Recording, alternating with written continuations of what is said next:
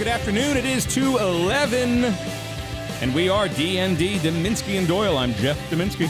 I was going to ask you, What's that? which is my good side? Do you mean, do you have one? Yeah, and if I do, which one would it be? There's a lot of cameras. There's one camera. I'll only need part A. I wanted to be on the radio since I was 8 years old, and I decided, well, that's what I'm going to do, and so I made it happen. I grew up the youngest of 6 kids in St. Louis, Missouri.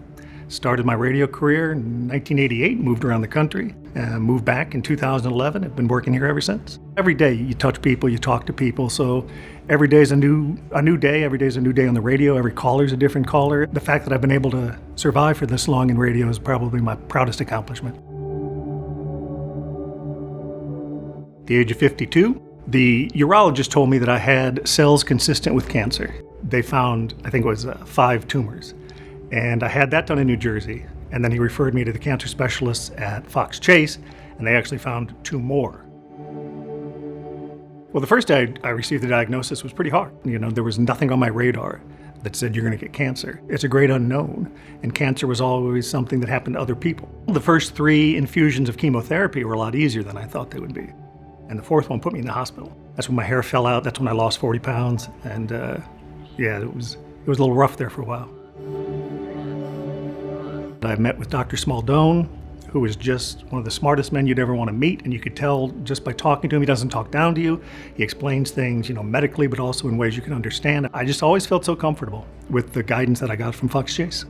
Every time I walked in there, I felt like I was surrounded by allies. I mean, you go from sitting in a dark room at home contemplating your mortality to going into a building where everybody in there is working toward the same goal that you are. Everybody in there wants you to be cancer-free, just like I wanted to be.